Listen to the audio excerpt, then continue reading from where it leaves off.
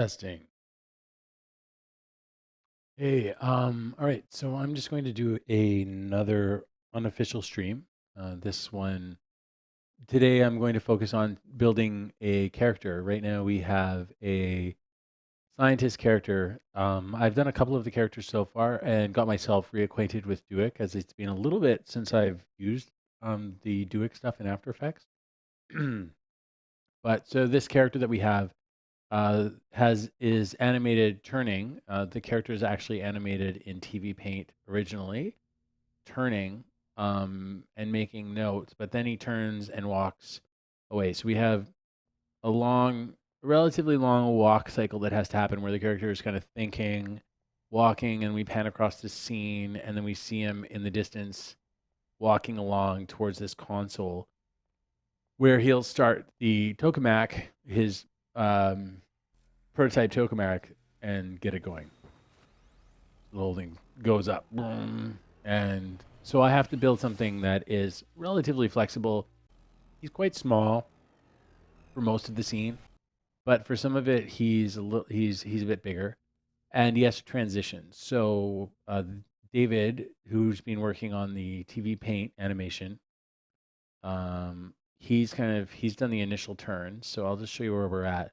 I've already done the initial breakdown and the shapes. I didn't want you guys to have to. I didn't want to have to demonstrate this process of drawing the pieces because it can also be a little bit. It can be time consuming and a bit tedious. So I wanted to more focus on, just using Duik, the latest version of Duik, and its auto rig features. Now that I've done it a couple of times, I'm a little more comfortable with the auto rig. I'm not going to say it's going to go super smooth because I'm not, sometimes I don't name things properly. And because this character, I've decided not to use a whole bunch of puppet tool. There's a little bit of puppet tool going to be used in the torso, like so this piece right here.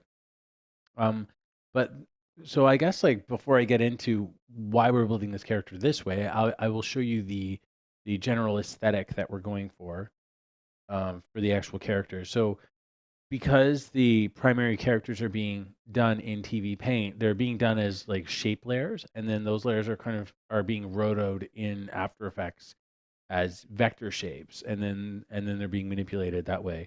So let me just go back. I'll show you the interrogation room here. So this scene is actually this scene right here. This character where he's sitting there, he's writing away. We transition into here, into this room. So this is just from the animatic, and this is a pretty detailed animatic, but it was also an animatic to, help define mood, and the director is not really used to animation. So part of my goal with that was to also clear concept art, timing, and a general ambience all in one pass, which isn't always safe because it's a lot of extra work. But he's been quite flexible and quite open, and so it's been relatively easy. So let me just show you what's going on in the scene right now. This is the set. So I've got this table with the papers. This table is kind of, well, let me just turn off some of the lights and you can see how it looks. This scene I constructed, just built it in Photoshop and then sort of layered everything together. Everything's kind of like just boxes, like angled layers, and the characters are put in there. This guy sitting in the chair was particularly difficult because of the nature of the camera move. Like it was important that we could sort of see what was on his table or what he was writing. So there's the camera move is there's quite a lot of parallax, and for a purely 2D character, that's a bit of a problem because the forearms are sitting on the table and the camera's going to move across. So there is a parallax effect on the arms. So we go from seeing the front of the arms to almost the side. So this guy was actually really tricky, and get him to fit into the style that we're going for it was really tricky. And I'll kind of maybe I'll touch on it on how that character was made a little bit later in the stream if anyone actually logs in and watches this. Um, we are I am archiving these, and these will go to YouTube. So I will, I'm considering the fact that they will be seen eventually. So I will show and demonstrate that character a little bit. And that character is kind of a very specific puppet. So it sort of functions in a very specific way, but it's kind of a neat thing to show how it's animated, but it's not a Duik rig. This guy's a very customized rig, little puppet here. But just to give you a sense of the style and how it's working, this is the character right here. There's a lot going on in this. So initially, when I animated this character, I'll just reveal. I'm just going to show you the actual source material of the character, and then I have all these tons of layers. It's so I could break him up so that he could actually be moving through the scene. And I think my camera has died on me. So I'm going to remove my face from everything there. So you don't have to look at me in freeze frame. Okay, so this character is built like this. I think this is the one here. Just take a look at it. So he's just this. He's really flat. And what I did is because the other characters, a lot of the other characters are being animated in TV Paint and being brought in as solid flat shape layers. Everything that I've done that has been rigged in After Effects, I'm treating like solid flat shape layers. It's actually been really great in some ways because if they're all the same color, you can get really organic shapes and organic movements happening. Because you can have multiple layers overlapping that all have the same color, so they create these shifting forms. But I don't need to actually create morphs or anything like that. All this forearm movement is actually happening because there's three different arm layers. This character is actually he's pretty fun because I animated everything by doing motion recording, motion tracking. So or motion sketch down here. I used motion sketch to do most of him. So his hand and everything kind of just I I pulled his null object, his hand around his controller around, and then pulled his knees around. So I'll show you. It never demonstrates very well in After Effects because if you have a layer with animation on it, it always, of course, just doesn't grab the right thing. But because this character doesn't do much, he's kind of sitting in one spot. I am able to animate him by grabbing a single null object, which of course I'm grabbing keyframes and not actually the null object. I find this really frustrating about After Effects how unless I'm inside the null object, it's going to try to grab a keyframe. Like that's like this is what I want to do. I want to grab this keyframe for some weird reason. Um, okay, so it's in fast draft mode. So when I'm using the actual motion sketch tool, I literally just recorded pulling this shape around and wiggling it. You know, I was able to kind of wiggle his leg, and I'm just imagining that he's in antsy and stuff like that. And just with the way that he's set up with some expressions and stuff like that to make these layers sort of follow his knee. If I'm going to pull it really far away, you're going to see what happens. So there's these layers under here that are. So I have these leg layers here. You can see them here. And there's a bit of code on it. It's pretty basic. It's obviously going to be a bit intimidating, a tiny bit intimidating for anyone who hasn't done code before or expressions. But essentially what I have saying is I've got this little piece, this little variable I've defined called knee pos diff, which is knee position difference, essentially. So I'm going up here and to this layer B knee left. We're taking a look at this layer. It's probably up here somewhere. There it is, B knee left. And then we're looking at the original starting position, which is 127 and 58.5. I hope this matches. Yeah, it's right here. So I'm basically saying take B knee left's transform position and subtract 127 and 58.5. And let's just zero it out because I want to track the difference. I want to track what happens after it moves. I don't want to, and so I'm adding to this layer, this like base leg thing. I'm adding the difference that happens after the first frame. Anything that happens after I subtract 127, 58.5, the knee is actually zeroed out. The position is zeroed out in the variable, and then I'm just tracking the difference. So if I move this knee over a certain amount, I'm going to see that difference. So that's going to be added to this legs position, and then I just multiply it by 0.75, which means I'm taking 75% of that movement and adding it to the layer. And then I'm doing it down here, I just duplicated the code and I'm doing exactly the same thing down here, but now I'm doing it by 30%. I'm timesing it by 0.3. So I'm taking the value of the knee's movement and I'm multiplying it by 0.3. So we're getting less of a change. So when you look at it and it's pulled way out there, you can see how the pieces are sort of trying to track to this knee. We'll go back to this keyframe. And for some reason, I can't look at it in real time anymore. I used to be able to. You can see those little squares moving around. Those are the actual knees there, but you can see the value that's happening there. So that basic principle is driving this whole character. They're all just layers that are reacting to other layers, just like the hand. All these, there's 3 arm pieces on this guy. Let's just take a look up here. Where's the arm? So I have forearm left, 1, 2, and 3. And here they are. I guess the best thing for me to demonstrate this, I don't want to spend too much time demonstrating this because I really have to get to this project and hit this deadline. But I'll show you really quick. I'm gonna just try the best I can to show you.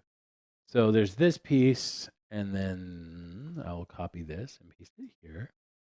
I will make it a different color. Let's go there. Do that, and then this one. We'll do the same thing, but make it a different color. Okay, cool. So that should go blue. So now what you'll see is the different layers, how they're moving.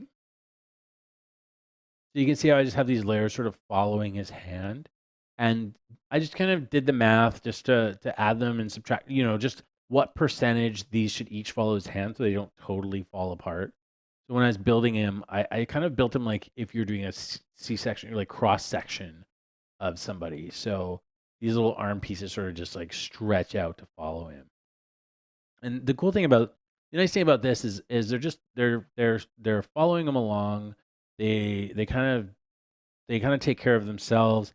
Then what I'm able to do in this is I can just grab this hand controller. I use Duik tools to create these controllers. I'm not going to get crazy into how I use Duik to do these controllers. There's just a little button right here for creating controllers. So you click on the hand, and then you basically click on create a controller, and it will create a controller that is in the position of that hand at the anchor point.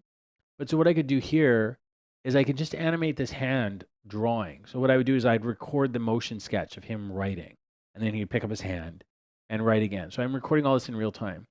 And I think hopefully what you can see is in this composition, as I'm moving this along, oh geez, yeah, it's gonna do that thing. I love how it does that. As I'm moving him along, you can see his whole body shifting a little bit. And I did the exact same thing that I did with his leg. Excuse me, sorry. That I did with his leg and with his arms with other parts of his body.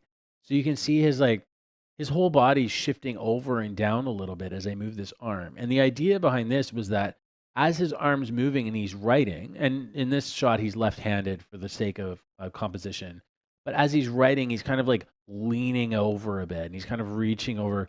I'm imagining his elbows are sort of like planked into the table and he's writing. And what I get with that is I get this kind of natural movement. So I've taken, let's just grab, not his clavicle. I believe it's his chest. There's a chest piece.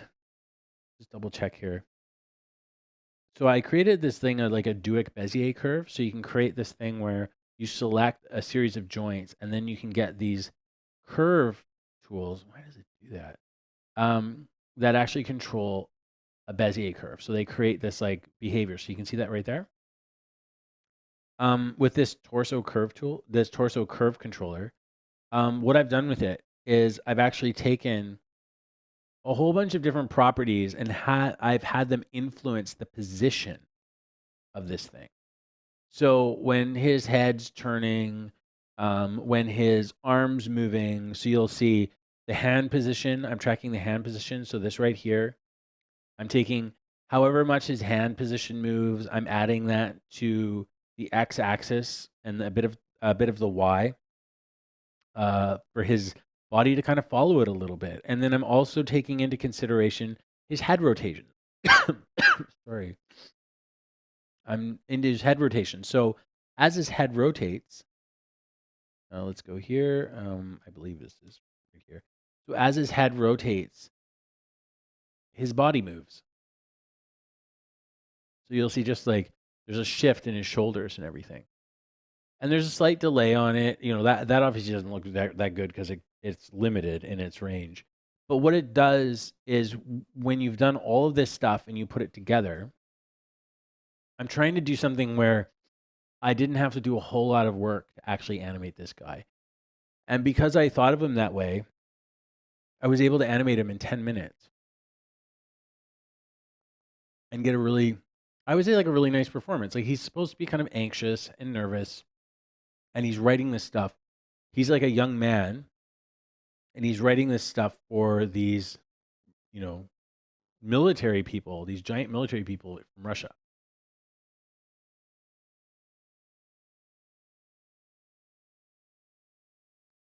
And so I wanted to like have his legs wiggling around. He's a little bit anxious. He's a little bit, you know, kind of frantic. And all this stuff is kind of taking care of itself because I'm using a really basic little bit of script that is just adding the movement of one part of his body to other parts of his body. And then it causes this, I would say, a fairly, a, you know, quite, a pretty believable performance for very, very little effort. And maybe setting up the rigs a lot of effort. For me, it's relatively fast, but the performance I get, I just wouldn't be able to keyframe this. And not to mention, I can also change this. All these keyframes are coming from Motion Sketch. They're not actually coming from me placing them. The only keyframes that I placed manually are these ones here, which are the head rotations. And these head rotations are, you know, I'm kind of directing those and then blinks. So I've got little blinks blink controllers I've done. And so I guess maybe what I'll do really quick is just jump into how. Oh, hey Archita. Hey Thoros. Thanks for checking out. Oh yeah, you know, a cool thing about Duik controllers is you can automatically lock the properties that you don't choose for the controller. Yeah, you know what? I haven't played with that yet. I'm actually really interested in playing with that. Thanks for coming on the stream, guys. I haven't looked at the stream for a little bit, so sorry if it's been a while since you guys have written. I'm going to continue to break this guy down just a little bit, and then we'll get to the rigging stuff. So I guess I was talking about his head rotations. So what I've been doing lately with heads and stuff like that, with a lot of functions, is I'm attaching their values to null objects that I can just rotate. Because in After Effects, you can use your number keypad, the plus and minus on your number keypad on a PC. I'm pretty sure it's the same for a Mac. And I can actually, if I press plus or minus, I can influence his rotation. So I'm just using a rotation value of this null object. I'm just going to undo that because I don't want to lose my animation on this. I can press plus or minus to actually influence animation. So instead of what I used to use a lot is sliders. Like I have a slider for his breathing that I've put in. And that's just that slider value is driving his clavicles and other things. So if you just take a look here, go to his clavicle rotations. Those rotations are directly driven by breath. So I have breath equals, and that's basically looking at the slider. The slider, I have a value at time here. So you take the slider and you put a dot, a little period, value at time, time minus 0.5. I just want to I kind of stagger how the breath is influencing, you know, so it influences the shoulders, which are the clavicles, a little bit later than it influences the chest position. And also it influences the head position. Because the breath, I want it to balance out, you know, so the head with the breath actually comes down a little bit. So when you look at the breath, I've got breath defined right here. I'm adding breath to the Y, which in this particular situation brings the head down. So as he breathes, his shoulders are going up, his head is coming down. There's a whole bunch of things. His chest is coming up a little bit as it fills with air. So I'm kind of just thinking of these little things, and these are things I've done a million times over and over again that I kind of know roughly what will work, what will look good. So I can kind of do it quickly. But usually what I usually do is I have the chest fill first. So I'll have the breath influence the chest position and bring it up first. And if it's a profile puppet, I'll cause like a backward rotation. Then in counter to that, I'll bring the head down because your head kind of tends to try to stay where it is. You know, your head's not always flopping all over the place. It kind of wants to stay where it is all the time. So I counter that movement in the head position or the head rotation. And then, then the shoulders get involved. Like taking a big breath, your shoulders will come up and lift, and then they'll come down again. And they might react a little bit behind the chest. The chest is filling up and sort of it kind of takes the weight of the arms and gives a sense of drag. So I make the shoulders come a little bit later.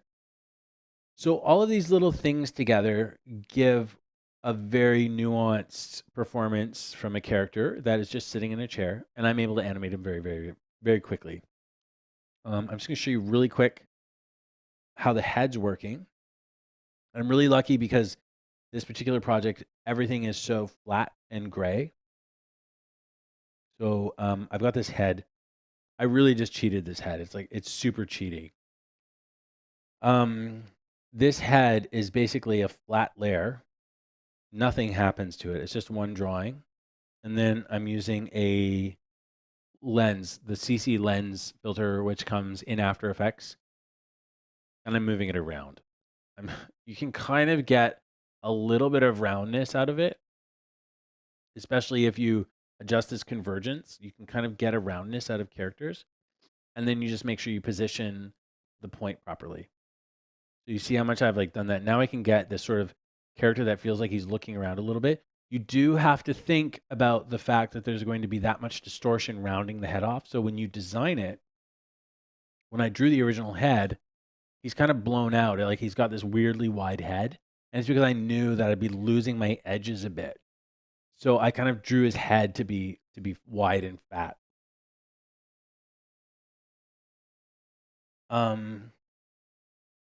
So the thing that I'm actually doing on top of that is because if you look at this this lens thing moving around, you have to offset how the head's moving because it moves like a lens, like it's not moving like a head, right? So what I'm doing is for his actual head position, when I rotate this value right here, let's say for instance he's looking up or down, I'm actually offsetting the position of the head in order to give that sense that it's rotating properly. Not that there's a lens moving. So I'm offsetting the Y up and down. So as I go like this, for instance, so I'm rotating the head on the x-axis. So he looks up. So if we go into the head here, into distorted head, you're going to see the lens has moved up. This has basically gone like this. To offset that downshift of his chin, we're actually taking the head rotation X value. And now if I go to the head controller, I believe is right here. I'm not using that. I might be using the head pivot, this bone head. So you'll see head RX, which is the rotation of the X, this guy right here, the one that looks up and down. I'm taking that value and I'm actually subtracting it from the Y position. And I kind of just troubleshooted to find that value, to find what that value was, but I'm just moving it up and down as I rotate it to kind of push the pivot, make it feel right. Essentially pushing the pivot back.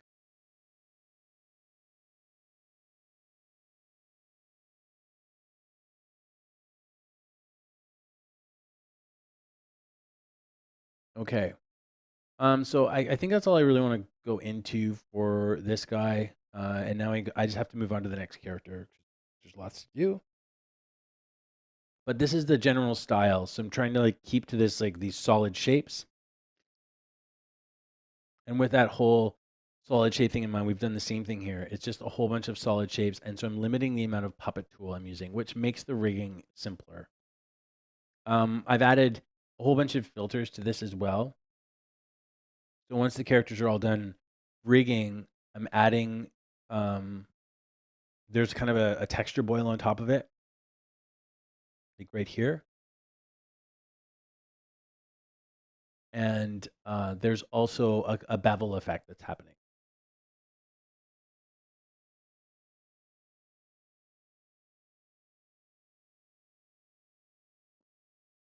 Okay, so there's a bit of a bevel, and the texture of the boil effect is actually just a spinning texture that I painted.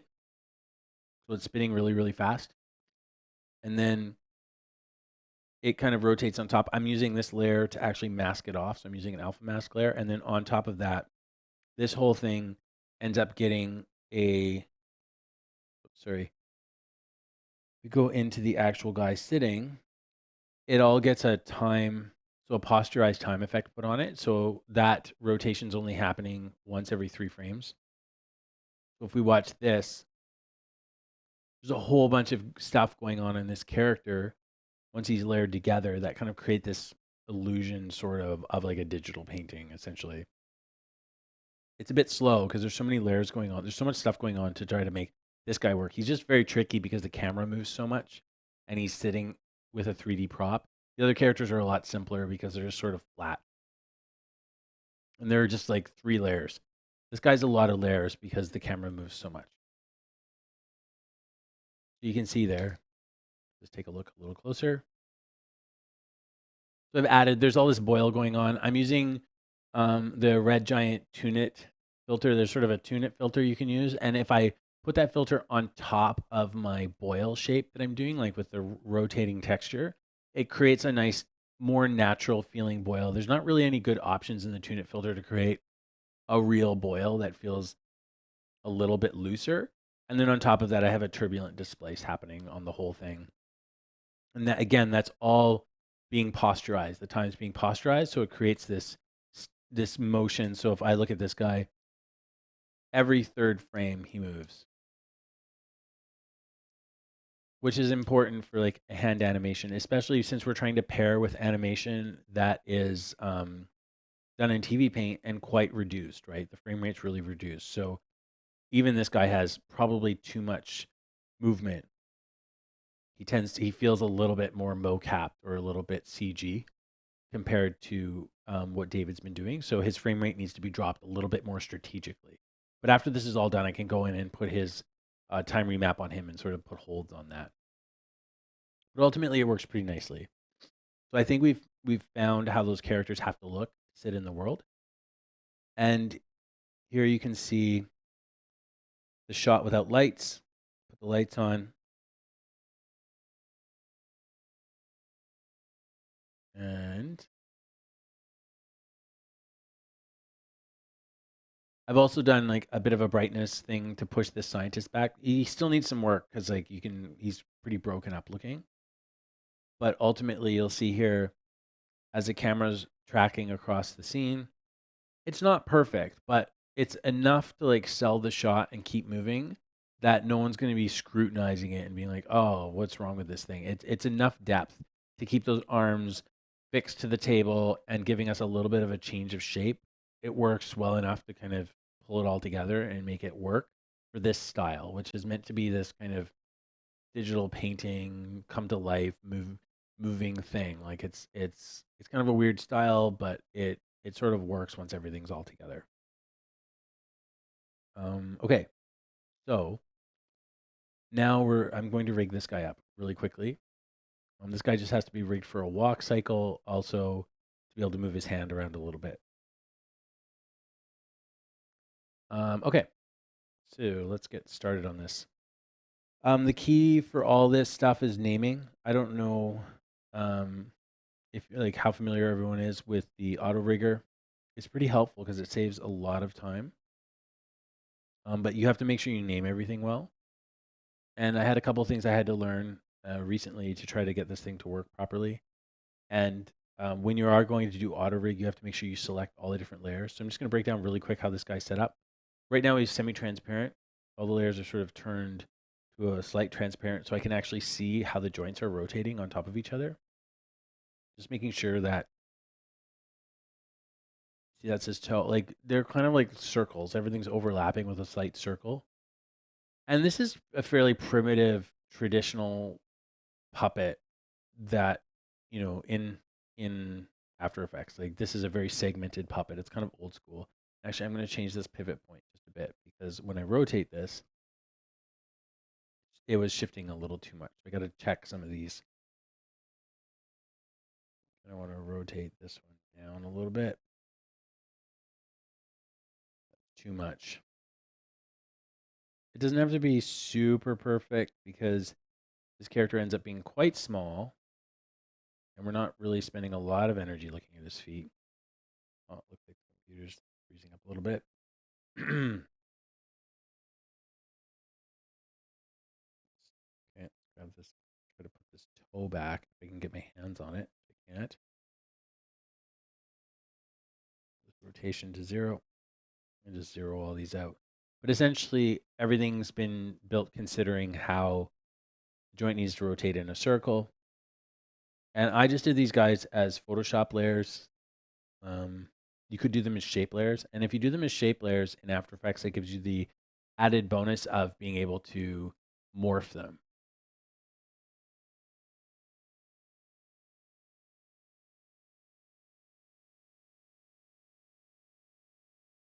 Oh, thanks, Soros. That's a good tip. The controllers are in the rigging and animation tab. This is great. It's helpful. There's lock, unlock, visible, invisible buttons. This is great. Thank you. That's helpful.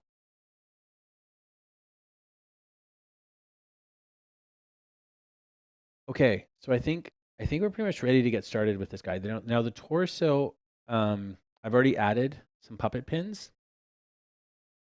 The puppet pins are for the bottom of the cloth, his pelvis, his chest, and his neck. And then I have another one back here. Well, I have some on his neck too. Like his head is just a nested comp because I might need to rotate it or do some other things. Thanks, Rose. I really appreciate that. And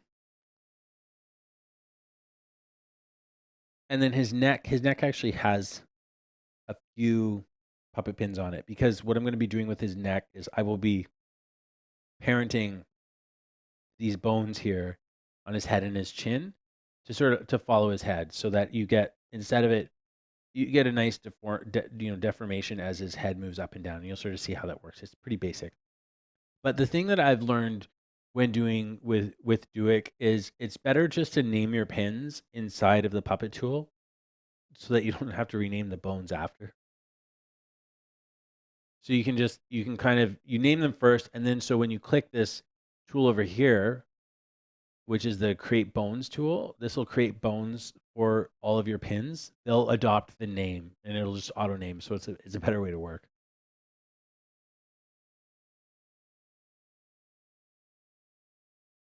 So I will do that right now. We've got this neck, and I've named them neck, chin, neck, head, neck, base. Now this stuff can get a little messy in the auto rig, and you'll see that when I get there. So you see, I just click that bone tool, and so what it does is it creates these guide layers, and they're named with the prefix of B for bone, neck, chin, neck, head, neck, base. And then what I can do now that those are there, I just usually lock this guy, and I put him so he hides away. Once I click on the little hidey hole guy, those layers will gradually disappear. So I usually try to clean up my work as I go so that I don't have a whole bunch of layers all over the place that I'm trying to look at and manage all at the same time. So now that those bones are in there, I should be able to select them. They're a little tricky to select with all this stuff going on. But now I can pull them around. So it's a nice little feature that works. I wasn't always able to make that work years ago, but now it works and it saves me a lot of time instead of typing the code manually. Okay, so I'm just going to lock these so I don't move them around anywhere. And I'm going to create the torso bones now. Okay, so let's find his torso. Here we are. Oh, that's the back torso. Go up here. Here's his torso. So there's a lot of pieces on this one. And this one might get a little hairy when I'm actually doing the rigging. So let's create those bones. Bonk. There we go. They're all named. And I'm going to bring these all up. Eventually, I'm going to try to bring everything together where they need to be. But those are all there now. They're all work. I'm not going to test them because it's been pretty fail safe so far. Save though.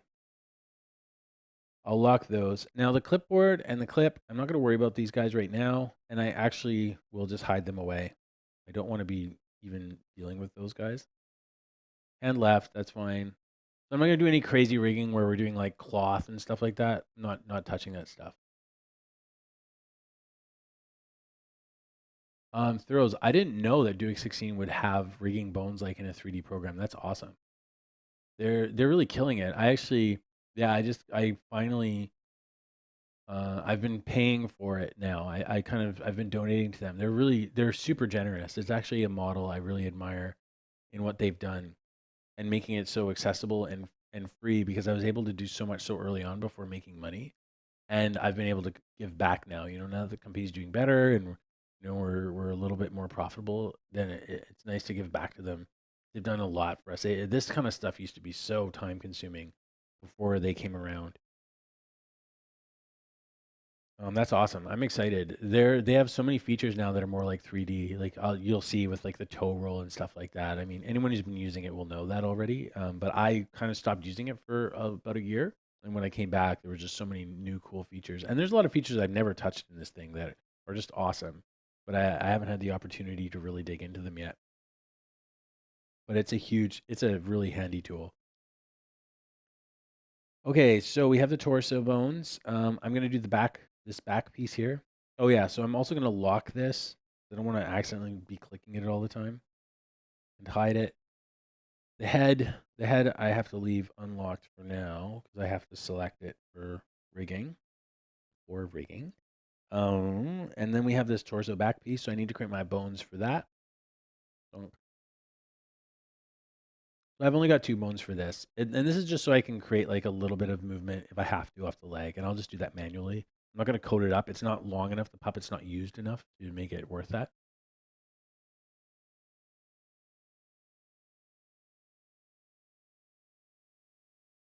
Um, yeah, so anyways, so I'm just going to put this here.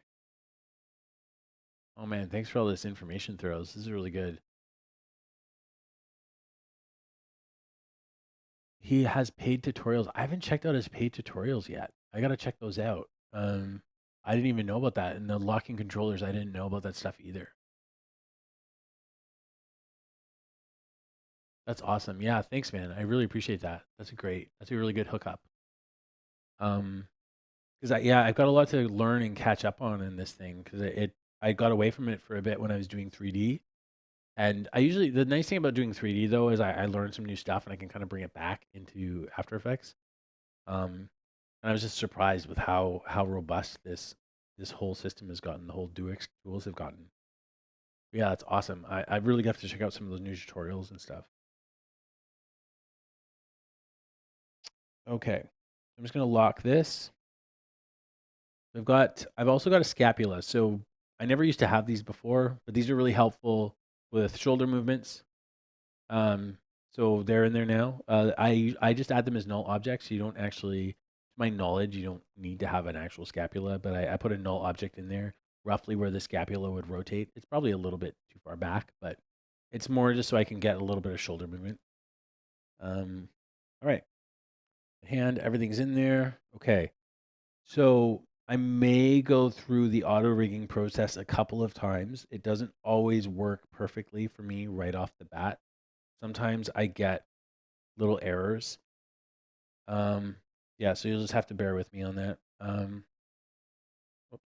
And I want to also create a couple of little bones here.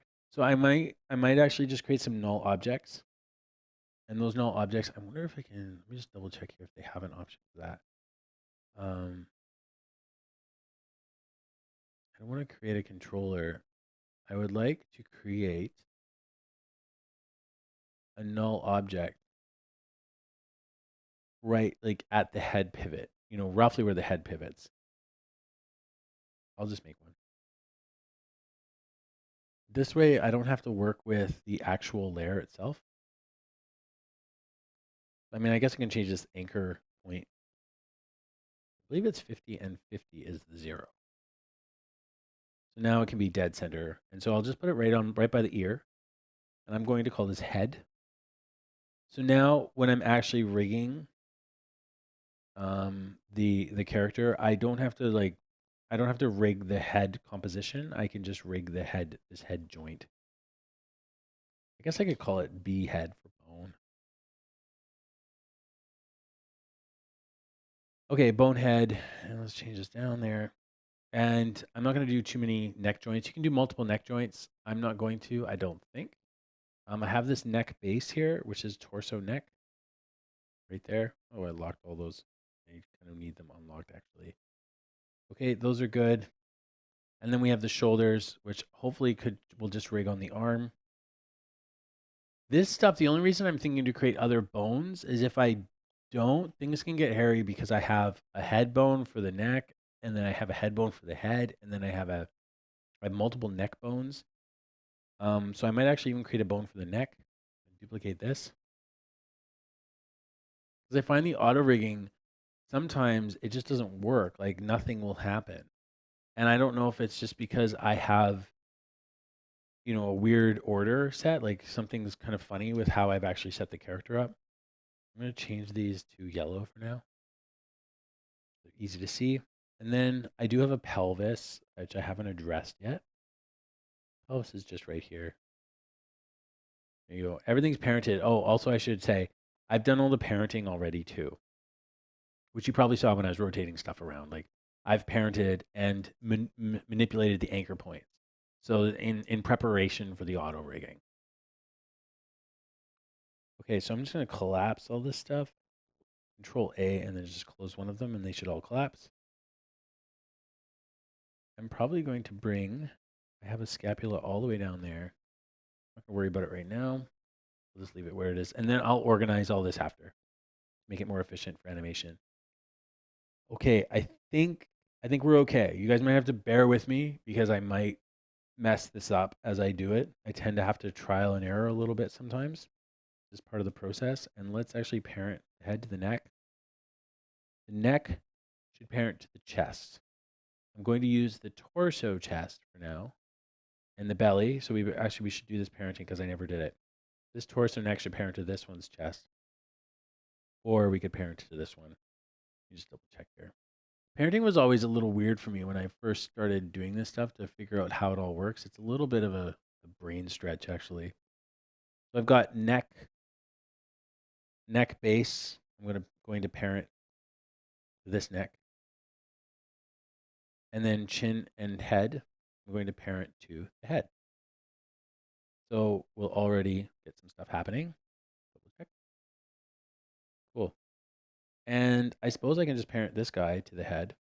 And I'm going to have to, I'm not 100% sure if this is going to cause problems in the auto rig having stuff externally parented. But you can see how nice that neck works now with the two separate objects. All right. Let's go through what else do we have. Those are parented. Torso belly should be parented to the torso pelvis. And this thing is just going to float around. I will parent it to the pelvis for now, but I'm not going to include that in the rig setup, in the auto rig. Okay. This I'm not going to include in the auto rig either. Scapula, all that I will. Hand right. I have two hands. I'm just going to include one of them for now. We'll lock one of those guys off. I'm just locking them so they're not selectable. Cuffs, I don't know why I have two cuffs. Let me just double check there and make sure there's actually, calf. I'm going to lock that. And I'm going to lock this one. Oh, a good email for me. I will type it in the message thing here because this is my personal email. Go. Thanks, Thoros. That's awesome. I really appreciate that. Really cool of you. Okay, so let's see if these guys are all. And pelvis, none. That's great because the pelvis is our center of gravity. Looks like everything's parented. Scapula is not. The scapula needs to be parented to the chest. I think.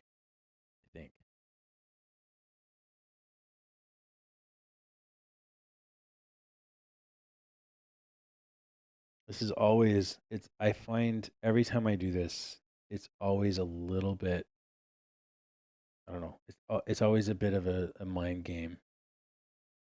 I might actually lock this torso pelvis because I want to use this guy as the actual root.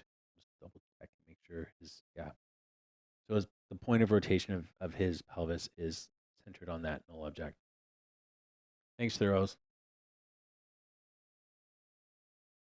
Well, I'm glad you've been following along, man. It's awesome. It's really cool. It makes it worthwhile creating all this stuff to know that people are learning and making things, and it's really exciting. And I'm learning stuff from you. So that's exactly what I hoped for, is I would show people stuff and then they would show me stuff. So it's the best way to learn. Okay. Okay, so I think we're good to go. So now, with all this stuff, I have to shift select everything. Everything that I want to use. And I'm sorry if this is a bit abstract, because I think the thing is that's pretty important about going through this process is this is not, I feel like every time we watch tutorials on how to do something, we're typically shown an ideal situation. And, when you try to do things that are a little unconventional, you run into all these problems, and there's not really a lot of stuff to show you how to solve them. And this is kind of what we're about to do, is we don't have a conventionally cut up character that fits perfectly with the way the system's supposed to operate. So there's a bit of abstraction going on. We've got bones on one thing, we've got actual pieces on another, and we're going to figure out how all of this can fit into the auto rig process, which can be a little bit persnickety. And sometimes it doesn't even work at all. And you have to go in and then manually do stuff. So hopefully this works. I think I've selected everything I need to. I'm not 100% sure. I hope everything's parented properly. But again, I'm not 100% sure. And I'm going to double check the torso pelvis. Actually, I have to deselect, sorry. I'm going to parent to the actual pelvis, because I'm going to try to use this pelvis as the root, because I think it just makes, I think Duik likes it better. I don't know. I'm going to parent that. So this will be included in the auto rig, not the bone. Wherever I don't have to, I'm going to take the bone off of this thing off. The neck I'm turning off. So essentially the chest and belly will be equated into the auto rig. I know, auto rig scares me too. It's like I've got it to work twice now. And so that's the only reason I'm doing this stream and doing it, because I feel like I might be able to make this work. I usually do this manually. I don't usually auto rig. The nice thing about the auto rig is if you set it up right and it works, it saves you a whole bunch of time. You don't have to like manually create all your controllers and do all your parenting and all that kind of stuff. But if it doesn't work, you can waste a lot of time doing it, then redoing it, and then next thing you know, it's like you've just wasted a whole bunch of time trying to auto rig. Excuse me, sorry. Let's try this. We're clicking auto rig. So there's three options. These are three different types of creatures. These are, as you can see, if you leave your mouse and float over it, it'll say this is horses, cattle, giraffes, like those kind of things. This is for, I believe, dogs and cats, because they have a slightly different structure. And this is for bears and people and primates and rabbit. So like more human. This is what you use for human things with like that little sort of human footprint with claws. Okay, so let's get started. Now, if the full body auto rig doesn't work, you can auto rig arms, feet, spine, tail separately, one at a time. So that's the next place to go if this doesn't work. We're going to start auto rigging. Now, when I first did this, I pressed this button a million times and I would click this thing and there would be nothing in the list. And I was getting super frustrated. There will be nothing in the list if you don't select all of this stuff. It has to be highlighted. If it's not highlighted, it's not going to show up in this list and you're going to lose your mind. Okay, so we have femur or thigh. So we have to equate with, so you can see these like colors here. So this one's kind of like the orangish color right here. That's this guy. And then tibia, fibia, calf, knee, that's this guy. And then tarsus or foot, blue. The colors sort of correspond. And then these, oh, I forgot to do these guys. I always forget this. The tip of the toe, and the back of the heel. These need to be null objects, okay? So let's go back. Go back and add them in. I'm going to turn off one of my legs because they're overlapping and they're kind of hard to see. Sorry, one more little hold up before we get to do the fun part of rigging. See if auto rig works. So we have the toe and the foot. This is the left foot. I'm going to just create some null objects here. I don't think it auto creates the little toe tip stuff for the heel. You have to define that. It's a little tiny little thing. So this will be my toe tip. And this is the point to which the tip of the toe will pivot. And we'll just call this, I'll just call it a bone. Toe tip left. Okay. I'm going to make it green. I tend to try to like pick a color for side, just makes it a bit easier to identify visually. Okay, and then this will be heel left. I don't know if I spelled heel properly there. Not sure. Okay. I guess we can just put those down there. Whoops. What I wanted to do. Okay. And we need to do 2 more. I guess I could just duplicate these. And I'm not sure. I don't know if these need to be parented to something or not. I don't know. I'm just going to leave them unparented. I do think the auto rig does manage some of the parenting for you if you didn't do it. So that's going to go here. Let's just turn off this leg. I don't have the legs perfectly aligned, which is okay. It always seems to work. I do it because it's a little bit visually easier to work with. Purple. And rename this to right. And right. There we go. Okay, there's the heel and there's the toe tip. All right, so let's see what happens. Make everybody visible again.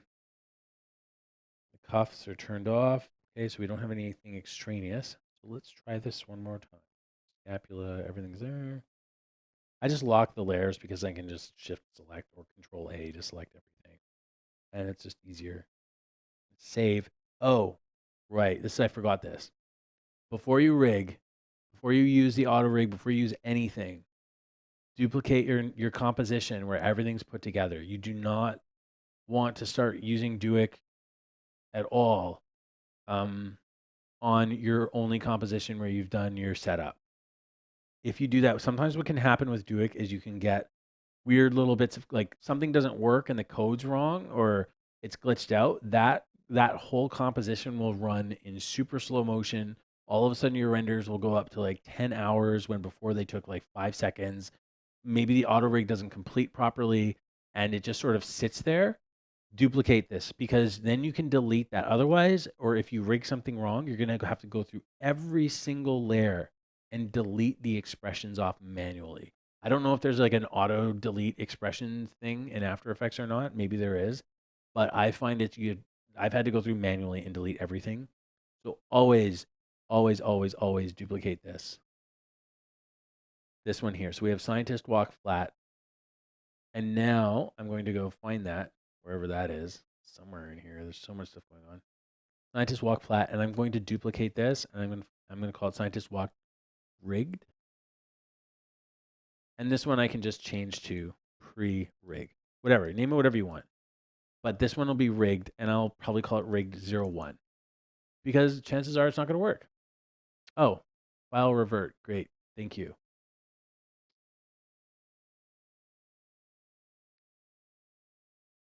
Okay. So now also don't forget to double click on this so you open the rig file. So you want to open the rigged file because sometimes I do that. Sometimes I make a duplicate and I forget to actually go into it. I'm going to turn off some of this, all this clips here. Stuff. Also, maybe, sometimes it's better just to work in a clean composition, but I'm kind of putting everything. File revert will go to the last save state. That is helpful too, for sure. That is helpful. That's another way to do it. I think it's like good to do both. Duplicate your comp, save your file before you start rigging and then go. But don't just do it. This man, it is such a pain to unwrap that thing. And I found too is sometimes there won't be stuff there, but for some reason everything's running super slow, and maybe there's stuff in there that I'm missing. Maybe there's something trapped in memory. I have no idea. But sometimes I've had some really wonky rig stuff happen. Okay. So, and funnily enough, all these things got moved. Weird. The order got messed up somehow. There we go. Fixed it. All right, let's try auto rig. Finally, we're getting started. Okay. Femur thigh. So we're going to go in here, and this is again why it's really important to name your files properly. So we're doing the left leg. So let's find the thigh left. Tibia, fibula, calf, knee. So calf left. Foot left. Toe left. Right? Yes. And now tiptoe. Toe tip left. And heel back contact will be heel left. Okay? That's one. Yeah, that's a good point, Throws. Saving saving is super important. You know what? The other thing I do too is as these files get bigger and bigger, I save iteration. So you can save. I usually save the date and time. You can tell it to do an incremented save automatically, but usually I'll save like 3 or 4 times a day and rename that file. Because what I've also had happen is if I've done something, especially I find with the red giant universe effects, um, which I've got the red giant universe effects, but sometimes you put one on and next thing you know, your file crashes every time it opens. And sometimes even if you press caps lock, it still crashes every time it opens. So usually when I start getting into effects and stuff like that, I will definitely save a copy of the file. Like I'm on iteration 10 of this file right now. I should have it dated, but I usually just keep doing every time I start something new, I will date it and make a new copy of the file. There's nothing more horrible than doing all this work and losing a file because you did something and not being able to open it again. Which I've had happen so many times, and it's tragic. It ruins my day. Okay, so toe tip, heel. Okay, next. So far, so good. Things usually go okay until I get to the spine. Shoulder blade, clavicle, sorry. And this is the left arm. So clavicle, I said scapula. That's stupid. Scapula is actually on your back. But we'll just, it's okay. It's okay. Clavicle left. My bad. I'm not really super good at remembering anatomy names. Forearm. And universe effects are pretty good throws. There's some really good stuff. They can save you a lot of time. I use them a lot for just for like added little things here and there. And there's some great little effects, especially if you're doing motion graphics. It's really good for motion graphics artists. Not so much for film animators. There's some good stuff, but really good for motion graphics artists. And saves you some time from having to create stuff from scratch. Claws, hips, fingers. We have no fingers, so make sure this is none. Tiptoe and heel back, we don't have any of those. I think you can put none, but I think you can just ignore them. I don't think you have to put none. Okay, right arm. Scapula right. Sorry, that's really embarrassing. I named it wrong.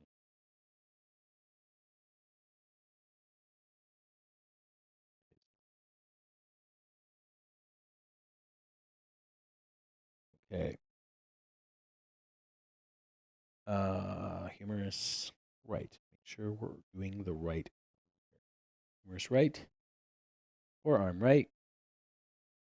Hand right 2. None. This will leave. Okay, so far so good.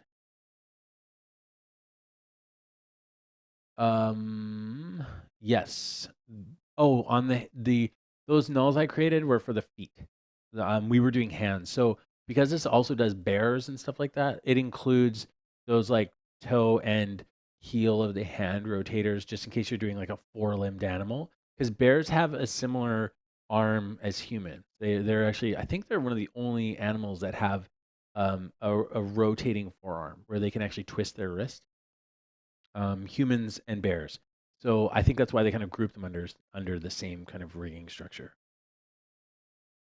And it's helpful too, like if you have a character, let's say you're gonna have your character crawl on all fours or something like that, you would create like a fingertip and a heel on the hand if you want to like if your character's gonna be doing a walk cycle with their hands or something like that. So our character's not gonna be doing that. It's a really basic rig, so we're not gonna go there.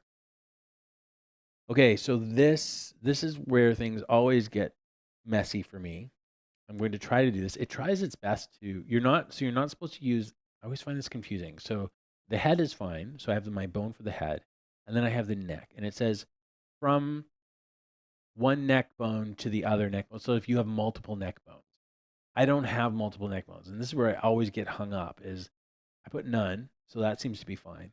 And then the next thing I have is like the torso, the chest, like thorax, like all that stuff, like moving down the body. So I have a chest, and then I have a belly, and then I have the pelvis.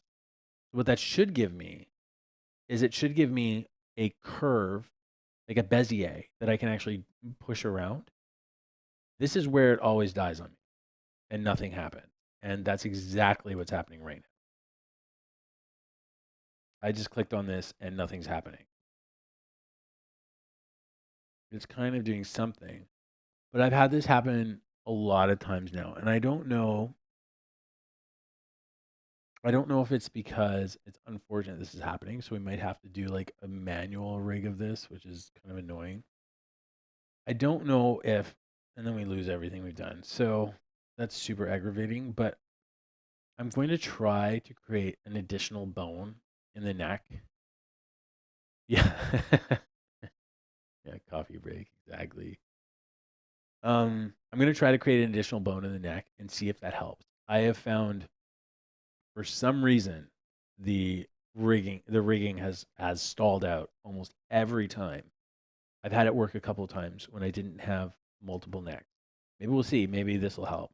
So we have neck. We have I'll call it neck two or neck B. Call it neck B. Okay, let's see if that works. So I'm just gonna yeah. Actually, funny enough, I do have a little scotch I can get into later on. Okay, let's do this again. We'll do the whole thing again, and I will try to move a little bit faster. The benefit of this not working is that we'll get to see the process of rigging it manually, which is fine. It's not doing the whole rig manually. We'll do it with the auto rigs for the hands, the feet, and everything else. Let's try this again.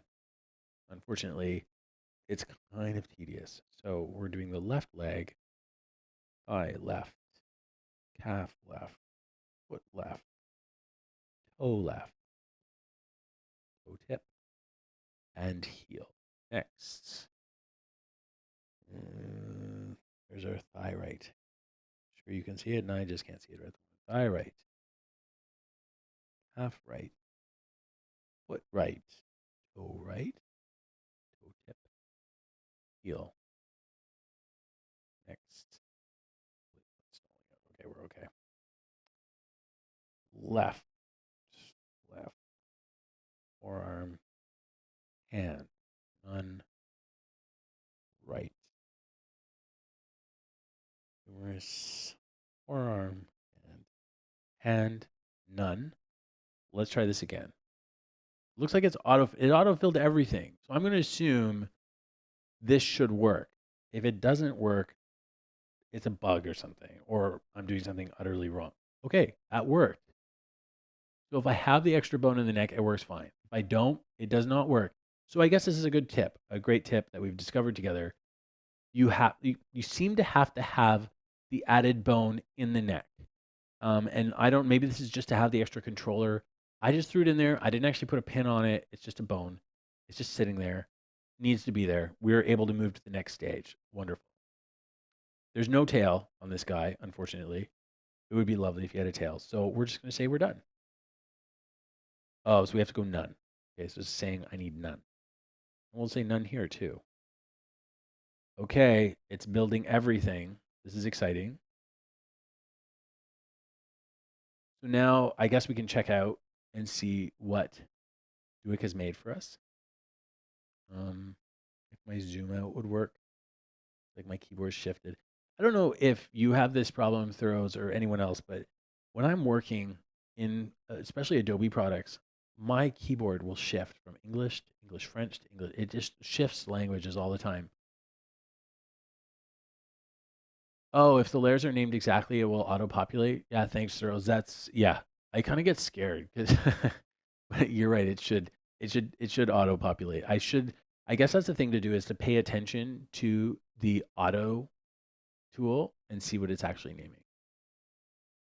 Yeah, actually, it's really smart about how it creates all its little things here. If I can get into the project, for some reason everything's stopped. There we go. Okay, so there's a lot going on here.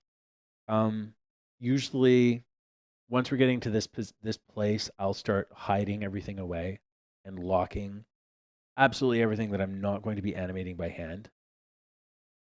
I'm just lock it for now. I'll probably have things to fix. Don't know.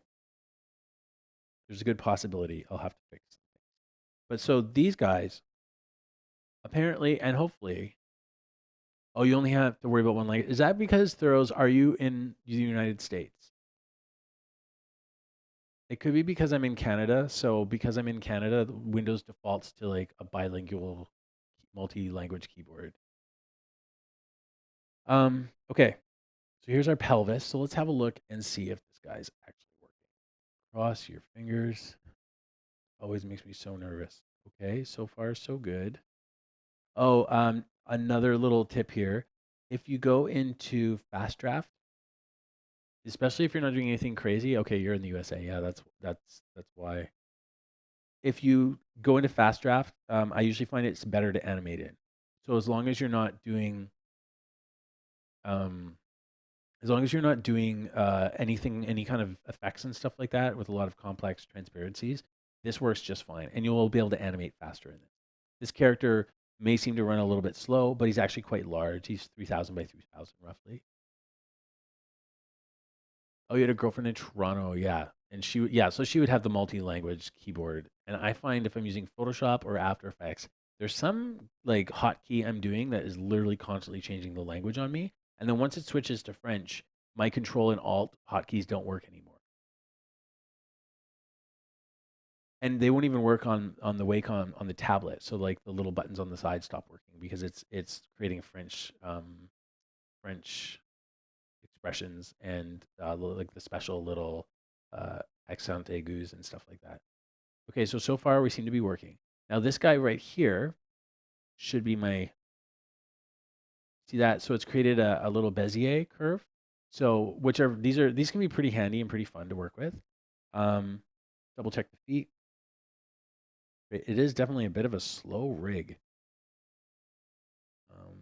I mean, that's actually one of the reasons I started using Maya so much is the animation process. I mean, animation is slow anyway, so I kind of like just justify it. But the animation process in After Effects when you're actually animating can be quite slow. Like you really have to like pose something and then RAM render.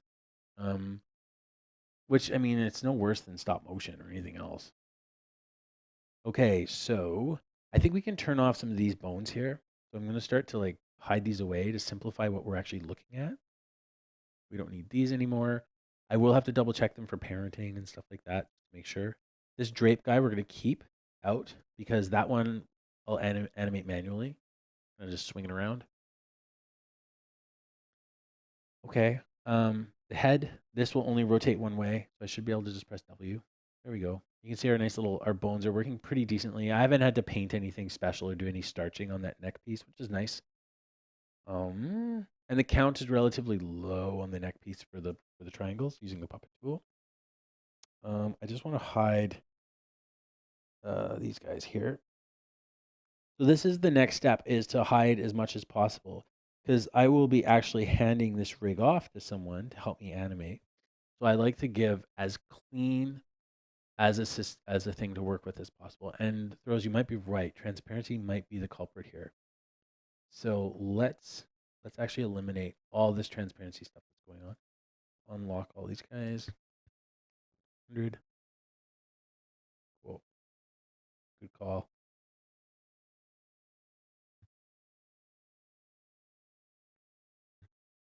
Okay. Put all these. I've locked all these guys. Now I have to unlock all of them to fix my opacity. You're probably right. That is probably exactly what is slowing everything down. Okay. Thorough, you seem pretty savvy with the technical side of After Effects. How long have you been using it for?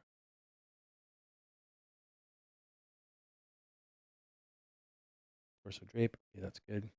And I have to make this torso. His head is fine. The torso is still translucent. These guys here. 100. Okay. Torso, where are you? It might be hiding. It might be hidden. That's what it is.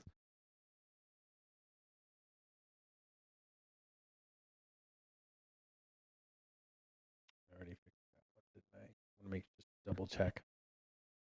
This is why actually when I record tutorials, it's definitely this kind of stuff is the stuff you kind of delete or you know move over more quickly in a tutorial. I kind of not sure how well the Twitch thing, it will work for YouTube.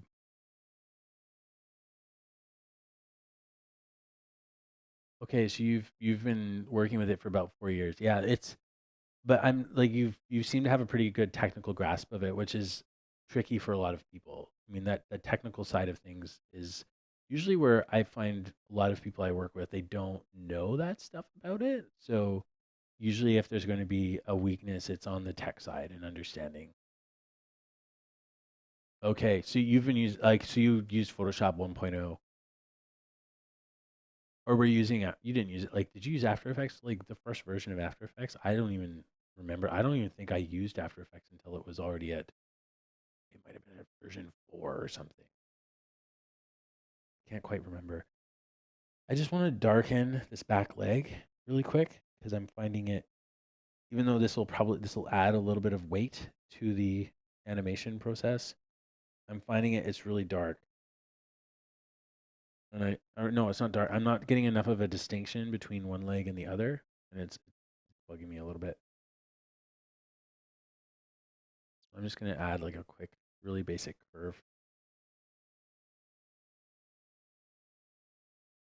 Might even just lighten it actually, just for now, and I'll take it off later.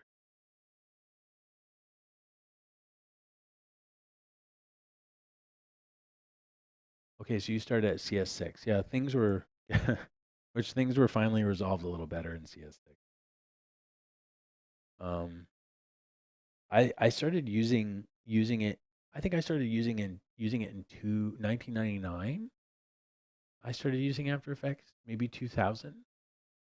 Using it a lot. I always found it super intimidating because I was using Premiere, um, way like back at Premiere 2 or something like that, like way back in the beginning. And After Effects was a really weird place to go after being used to Photoshop.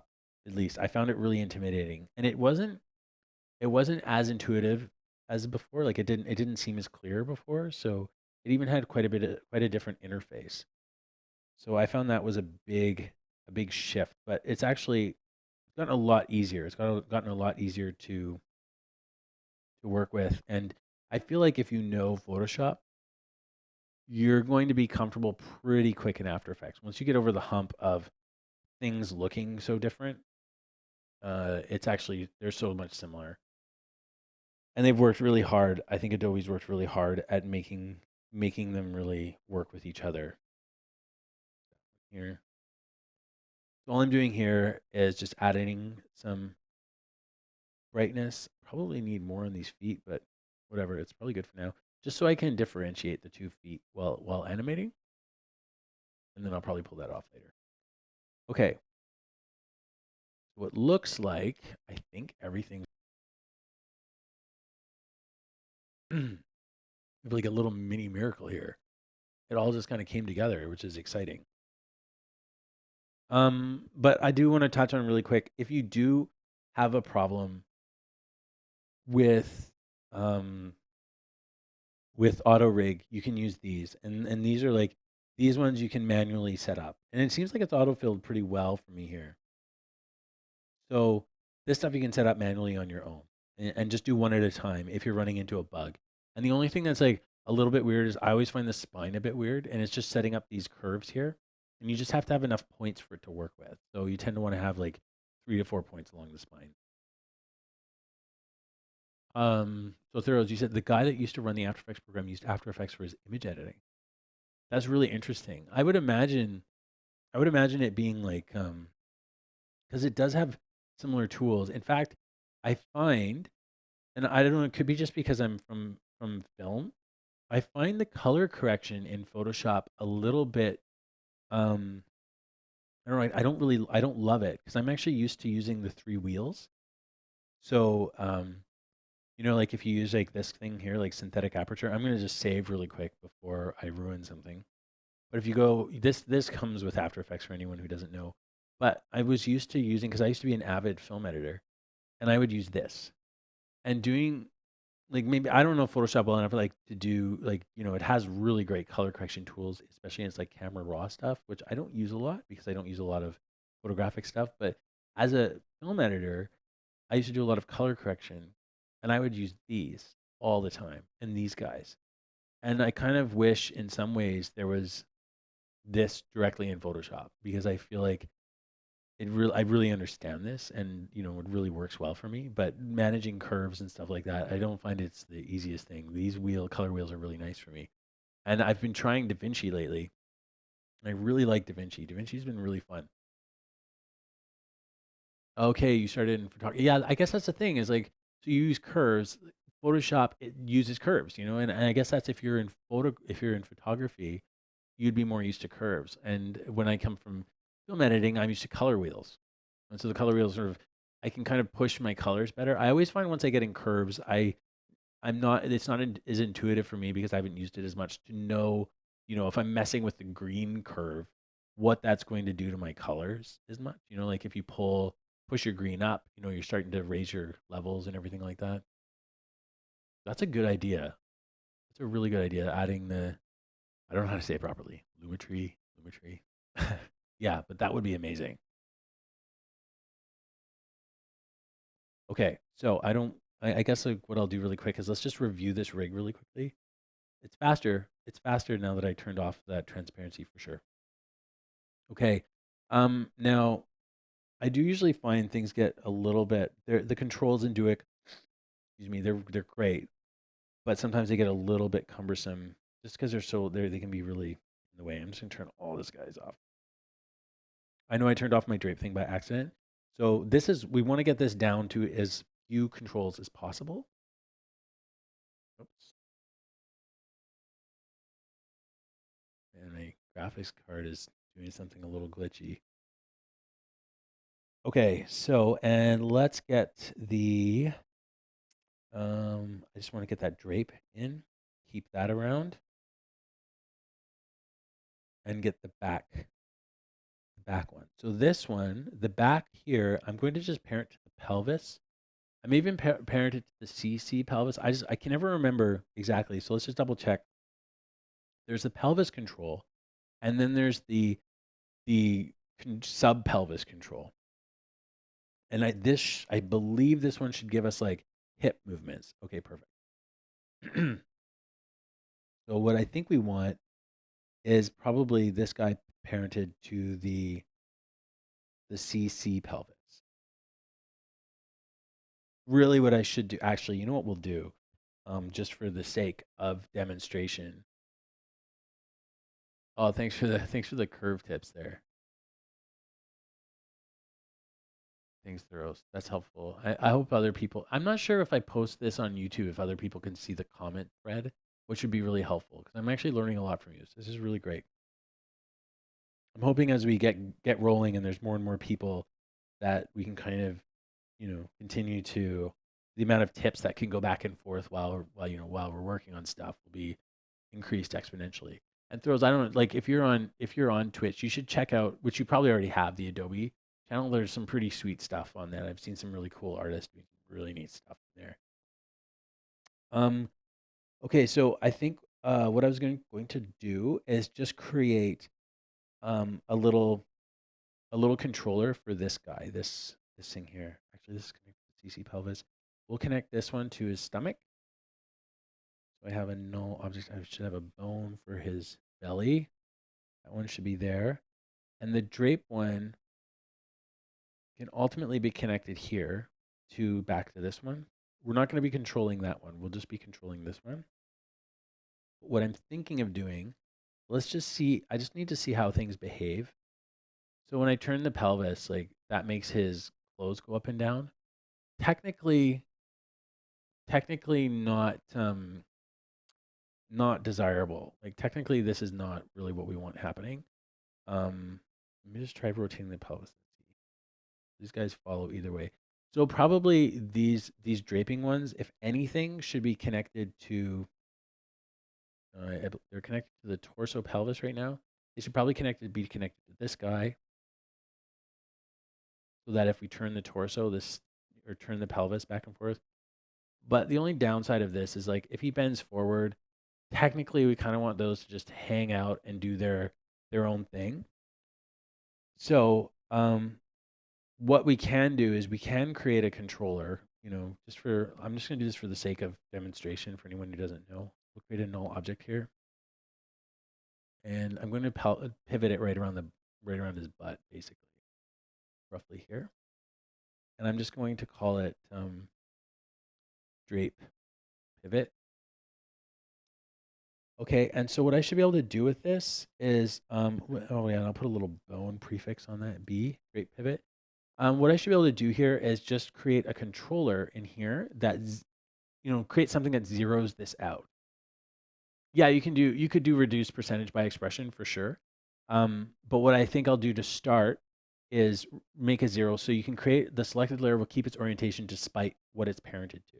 So if this guy drape pivot is parented to, let's just say pelvis, what I can do is then click that. So it will now have a goal. And that goal will do it will zero everything out. But the nice thing about After Effects is I don't lose control over adding other things to this if I want to the rotation value of this. But what it'll do is I don't have to counter rotate everything. And I can still animate its rotation. But now what'll happen is if I parent these two drapey guys here, the pivot, and let's hope I did this right. Now they'll just hang down. So it's just an easy way. I used to have to do this manually, but now it's just an easy way to see, they sort of just hang out, which is great. So now when I'm actually doing this, I don't have to counter animate against body rotation, and I can probably just animate their position.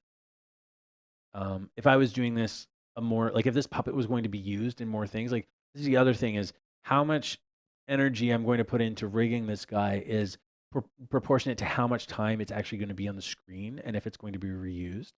And because this character is really on the screen for 2 shots, then it's not really. He would be good at drunken kung fu. He's got power, and look, he's got these like dark rings around his eyes. He's kind of a little bit villainous. Anyway, since he's not going to be on the screen for a long period of time, I'm not going to get into a lot of crazy rigging techniques around managing like fabric that takes care of itself and stuff like that, because it can get really, it's a lot of work, and if we're not going to use them on more than one thing, it's just not worth it. Okay, so I think this guy mostly works. One other thing, I'm just going to check I'm not quite sure how the scapula works. I'm curious about this. I've never ever used the scapula before, or not the scapula. Is it the scapula? No, I've never used what is it called? The bone in the front. It's basically the floating shoulder stuff. It's calling it scapula because I named the bone wrong. And I can't remember. It's blown out of my brain. So we have the 2 hand controls here. I'm going to put these guys up a little bit higher underneath the shoulders. Doesn't matter what order these are in. The thing I want to take a look at is how this actually affects his shoulder. So they do, yeah. So this thing is rotating ever so slightly, this little bone up here. Now the thing, let's It's like some kind of auto position feature. I've never even heard of this. I don't even know what that means. So I'm gonna play with this really quick. Oh, it slides forwards and backwards. Okay, cool. There's something. The good thing about this is usually what I do is when there's yeah collarbone. It is the collarbone. There's a name for it, but I can't remember what it is. But you're right, collarbone. I don't know why that escaped my brain.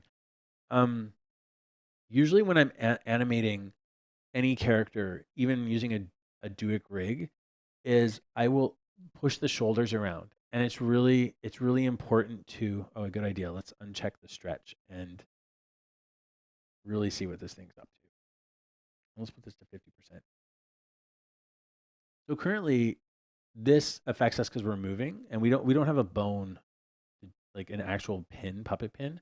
But this can be handy because if the character's walking, we can get some rotation in the shoulder. And that's typically a big weakness in puppet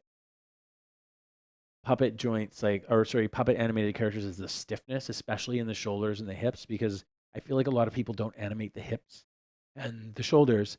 So this whole scapula, it's called the scapula. The whole scapula thing. No, it's not. No, it's not. I'm sorry, that's wrong. Anyways, um, this whole thing here, interesting, reversed, cool, will help give a little bit of looseness to the shoulders, so it won't feel so stiff when the character's walking.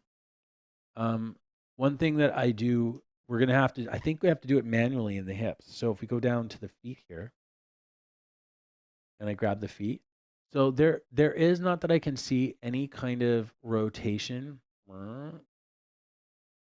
Um, there's no rotation in the hips, and this is like, no, no, I will not rename it. Yeah, if I rename it, that's going to cause an error through all the expressions, and that's a good point, Thoreaus. Yeah, don't rename something after just because you name something stupid. It's too late at that point because you're going to have to go through. You'll get media error, and you'll have to go through every single layer that references that thing, because After Effects doesn't always update the expressions. Sometimes it does, but you never know. So as far as animating walks and legs, it's really important, at least in my opinion, to move the hips. And because, so just the thighs here. And because a lot of, I think, well, some people I talked to recently are scared of touching. They didn't even know you could touch these and not break your rig. You can animate the hips or the position of the leg joint, the thigh.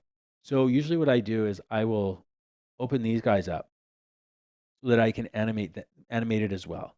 And what that also helps with is knee locking or any kind of weird stuff that happens when you're animating where if the hips aren't rotating, you're going to lose the true extension of the leg. Like when you're walking, your hip moves quite a bit. So there's a level of transition. Um, there's quite a level of like a transform movement along the hip. So the hip will, as this leg comes forward, let's say, and he's like, this character's planting his heel down. That hip, like just watch the difference. So right now we're dealing with a knee lock and we have a stretch. Let's just go to the right hip, move it forward slightly, and then move it down, as would happen. We'll get a little more extension of that. Like obviously not enough for this specific pose, but you can get a lot out of it. And if you're really struggling with knee locking, just really push those hips a little bit. I mean, not as much as this. This is too far. This is like a real exaggeration because the character's actually not, he's too high. But it does help with your animation. And you'll get like a little bit more of a natural movement to the characters if you animate your hips. So I would always recommend play with these, make them part of your control set. And I would do the same if you don't have the collarbone or the shoulders, you don't have this enabled. Animate the shoulders too. And in fact, I might have to because I'm not sure how well this feature works. Like I haven't animated with it before. And it might be a little too much. Like it might be a little bit, it might transform a little too much depending on what I'm doing. The other thing, that 25, the other thing that you can do is you can add you can add more stuff to this. So on this hand here, don't be afraid, you can add more expressions. So there's one thing I want to do And I think I could just put a checkbox controller. Actually, checkbox is, yeah, I mean, we'll do a quick if statement. And this is just for the multiple hands because this specific hand has multiple positions. So there's two hands. There's this one, and this one. And if you have lots and lots of positions, sometimes I'll tie it to a rotation value or something like that. Yeah, that's right. Actually, and if you're doing 3/4, you can just do a pelvis tilt. Absolutely. And just create like a little pivot for that. But you don't get it in a profile for sure. So for the hand, you know what? I'm actually going to do a slider for the hand or a rotation value because the hand shape, actually, let's do this. I'm kind of thinking out loud as I go here. I'm going to eliminate this checkbox control. So something I sometimes do is let's just create a new null object. And I'm going to call this hand pose. I learned this tip. I can't remember the film, but there was a film where they had this really cool behind the scenes. And it was just there for only a few days and then it got locked away and disappeared again. But they used rotation to do all of their little animation details, which I used to use sliders or various other things. And what was cool about it is it made it so we want the right hand and this one. It was just a lot easier to animate because you can animate using the plus or minus keys. I'm just going to parent this guy here. And maybe we better go like hand pose right, just to make it clear. And we're going to be using the rotation value. My snip. And let's go to our hand. There it is. We have these two hands. We're just going to change the transparency. I'm going to create a quick if statement. Well, first I have to go hand pose, and that's going to be a variable equals, and I'm just going to drag up and drop here because I have a terrible memory for names. There. So I just pick whipped that thing. So I'm basically having hand pose, and it's referencing the rotation value of that null object. Make sure you put your semicolons.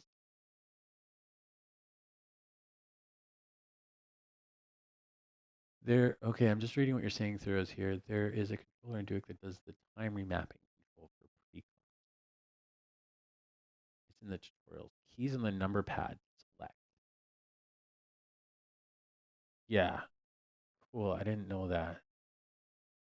Interesting. There's a time remapping control for pre-comp. Cool. I haven't used that. I haven't used that at all. That's interesting. I haven't used that. I do like rotations because I can use my number pad, but you're right. Like you could just like hit your number keys. That's the same thing, and less coding. Because I'm about to have to code like a little if statement here. I'm gonna show you how I do it anyway. If hand pose equals, so this is we're using hand right 2 for default, but let's just say equals 0. We're going to bracket tab make this. I mean, we don't have to put transform opacity. We can just put like, you can put value or you can put whatever. You can go like value equals 100, I believe. And then go like this. And then else. I don't know if you need to do an else for real or not, but I usually just do it as just good practice. Oh, we have an error. Okay, so I did something wrong. Sorry guys. Please tell me what this error is. Oh, there. I didn't put an E. That might be the reason, but there could be something else. Okay, so that seems to work. So grab that, and then now I will do this for the other hand. So doing it this way just allows you, instead of having a pre-comp, I used to just use a time remap, and then I would move through a time remap. The only thing that can happen is I have found in some situations when using a time remap to select multiple poses, you can have weird time glitches happen, especially if your character is nested in a comp that has like a slightly different time code than the primary comp that the hand is sitting in. You can get really weird like things that happen. And if you're not doing holds for your, it's just weird. So like I tend to just do it now. I have every layer visible, even if it's a pre-composed hand. Like if I have 12 hands, I put them all on the same frame. I make that comp as long as the entire animation that the character's in, and then I just change their opacity. Um, I've just found like it usually worked for me, the time remap thing, but then when it didn't, it was a real problem because I would get these poses just swapping out all of a sudden, and it was because the time wasn't wrapped up, and that has a lot to do with me maybe not being like really paying attention to detail where I needed to. Um, but anyways, it's just it can be an added headache. Okay, so now what should happen? Like you, and the nice thing about this is you literally can copy and paste this and just go 1, 2, 3, 4, go up the list. So now let's just have a look. Well, let's make sure both hands are visible. Starters.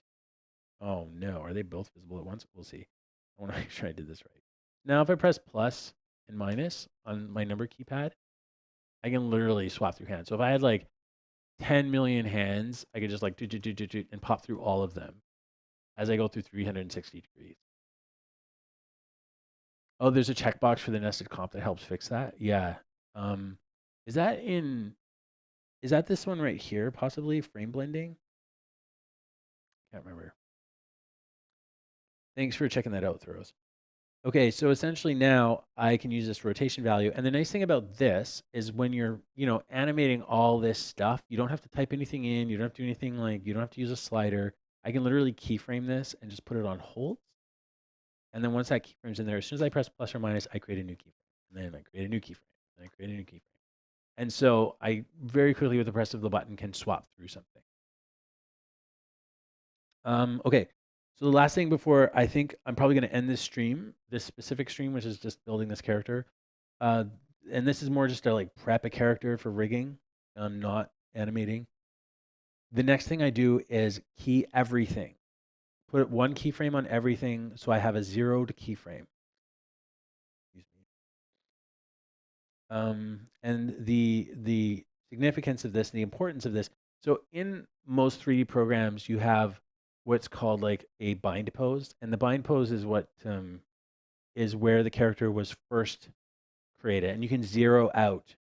You can zero out everything. So if so, for instance, if I look at this hand controller right here, and I look at its position, it's at 0 and 0, right? They've done a pretty good job in Duik to do this, but now we look at its pelvis, and the pelvis is at 1,678, 1,500. I can't remember if I accidentally move this a little bit and I forget, or I've done something by accident, I won't remember this number. So one thing to do is make a duplicate of this. So you have rigged, and then it's like your backup.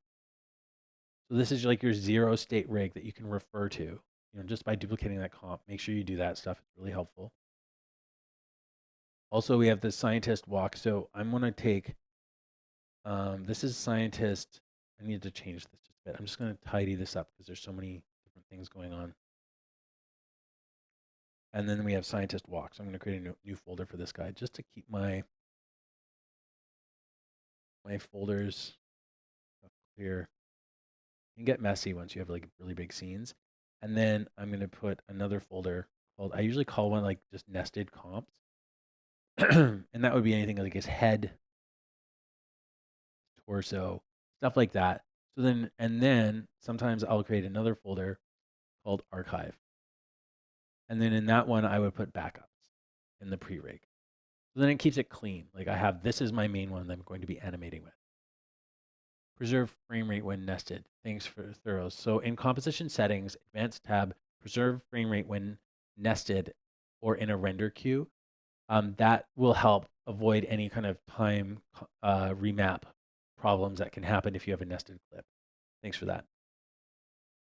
Okay, so what I'm going to do here is I'm just going to keyframe, I think, everything. I'm going to try to do everything, at least everything that I know I'm going to use. So on position, click on that. So I'm keyframing.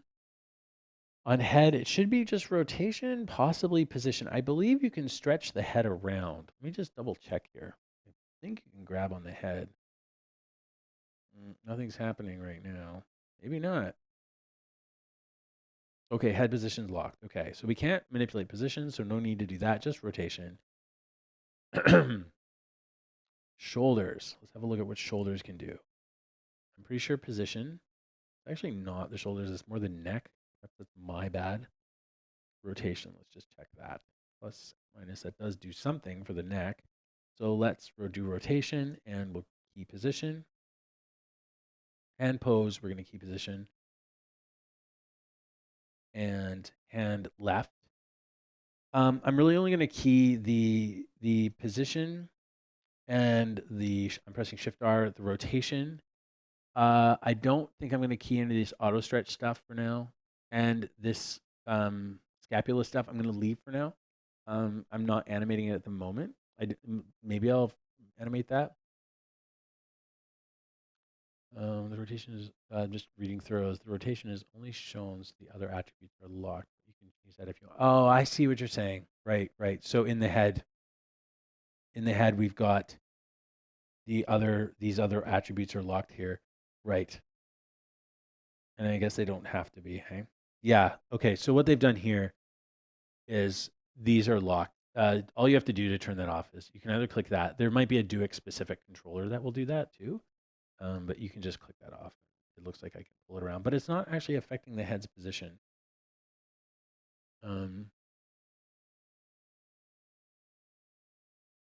Oh, that's a good idea. So do a hold. Good idea. Good idea. Hold keyframe instead of one of these guys. Smart. That's especially good. It depends how you animate. Like some people animate on holds. Like I know a lot of people who are trained animators will animate on holds first and animate all their key poses out on holds and then do their blends in between. Sometimes I do. I will work that way, and then sometimes I don't. Especially in a walk cycle, because I can find it just slows me down in a digital realm because I'm so used to working in the digital realm. It's like a bit easier to work with without holds. But yeah, it's up to your preference, of course. Foot, lots of stuff to key on the feet. So positions, rotation. Definitely key these guys. I'm not gonna key this stuff. Excuse me, sorry. Let's key these ones. Should be all of them. This stuff I'll leave to the discretion of the animator, whether they want to turn the FK or whatever on or off. At least I do anyway. We could key all that stuff, but I'm just kind of if they know what they're doing, they'll get in there. So you can update the controller for the properties if you like in Sidewalk. You don't even rig, you just parent. Oh, that's interesting. So you just work with parenting, you don't rig. I find that the only thing I struggle if I'm using parenting, which I used to do in the first 3 films I did, I just did parenting because I didn't know Duik existed. Um, the thing I struggle with is, and maybe you're probably just a better animator than me, is foot slippage and stuff like that. It's just a little bit harder, and it's harder to tweak for me. Like if I want to change the height of the pelvis or something like that, and I move it, that means I have to reposition everything. So I guess that's why I work and I've worked digitally for so long. It's funny when I'm drawing, I don't have the same problem. It's when I draw and I'm animating traditionally, I don't have nearly as many animation hangups as I have when I'm rigging or using a rig. Really weird. Like I'll tend to, I feel like I don't even know what a walk looks like when I'm doing it digitally. I sort of lose my connection with my automatic understanding of people. It's really weird. It's probably just because I don't animate enough. Like I spend so much time like doing pre-production painting and storyboards and character design and all this stuff that by the time I get to animate, I've barely even haven't animated. Like some people just animate all day, every day. Okay, so for the drape pivot, I think we're just leaving this where it is. I don't believe, maybe, yeah, we'll keyframe the rotation on that, not the position. And for this guy right here, I'm going to key the position, and I need to find the other one. That other one should be around somewhere. Okay, the back drape right there. Bring that up. That one, I'll key the position as well. Cool. I think I'm going to hide that one. Those misnamed scapulas. I don't even know what I was thinking. That's ridiculous. Embarrassing.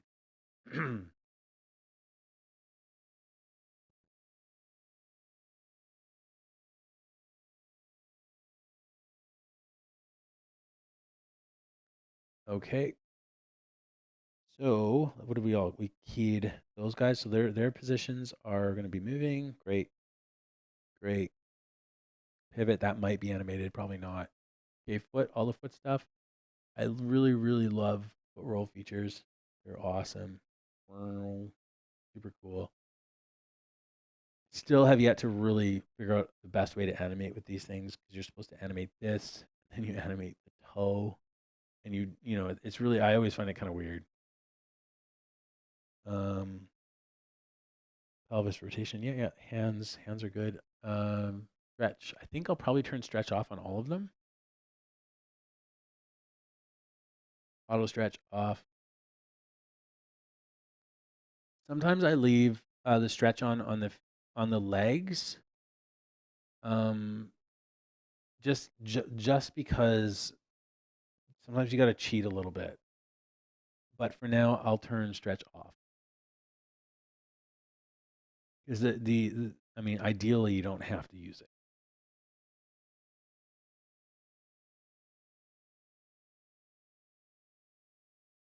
Oh, which rotation is red? I can't remember. Oh, this one. Is it this one right here you're talking about?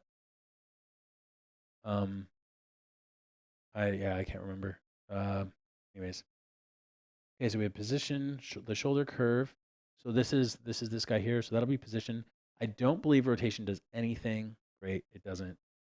So position. So now we can essentially click on U, like so, and just all these are available. So if we lose them, but I think that's everything. This guy is all ready to go. Cool. And I do want to make sure I have this stuff visible. Thigh is there. Right, great. These guys need to be keyed. Cool. I think I've got all the little pieces keyed. Thanks for putting that out through us. Yeah, I'm not going to be using the rotation on that one. That rotation is going to take care of itself because it's tied. It's got that goal weight on it. Now, if you wanted to be able to animate the rotation as well as have a goal weight on it, one thing you can do is like create a null object, put the goal weight on the null object, and then inside of it have another object, null object, and then animate that. It's sort of like it's like having a child of that object that you can then customize. What do we have here? Hand position. Oh, I should have done that. And rotation. Rotation, position, rotation. All that other stuff I'm leaving for now. Great. Cool. I think this character is done. So we've gone from something with quite a lot of layers to not too much. Oh, that's a mistake. Cool. I think it's looking pretty clean. And auto-rigged work, which is super sweet. And learned a couple things. Have to make sure I have like an extra neck thing in there. I believe, let me just double check here. Shoulder, head pivot, this shoulder pivot. Let's see what this thing does. Weird. Bezier IK shoulders. I guess you can like quite understand what that does. Oh, it's like crunching them down. Weird. I've never really played with that. So, oh, and neck goal. What neck goal should do, to my understanding, is that if the pelvis is rotating, I don't know if it's working or not. I'm trouble telling actually. The character's head should turn upwards. So I guess if we just put like a little, well, it looks like it's doing it. Yeah, so he's gradually tilting his head upwards. I think if we turned that off, um, turn the goal head off, he'd probably just follow. So the neck and the shoulders have these goal things to kind of keep the head looking up. So that's great. Cool. And that helps a walk cycle. Like when you're doing a walk, the head isn't flying all over the place. So it helps so you don't have to do counter rotation. But anyways, it looks like everything's working. Cool. So I think I'm gonna call this rig done. Thanks for hanging out, Throws, once again. And yeah, I'll come back on as soon as possible. I think the next thing I'm going to do is a tutorial on a background. We have this really big train scene with a bridge and a really neat little train with lights in it. And so I'm going to do that scene. I'll stream that one. I'm hoping within the next day or two. So yeah, anyway, so and thanks for all the great tips, man. It's really helpful. Um, so I'm going to sign out for now and yeah, good night.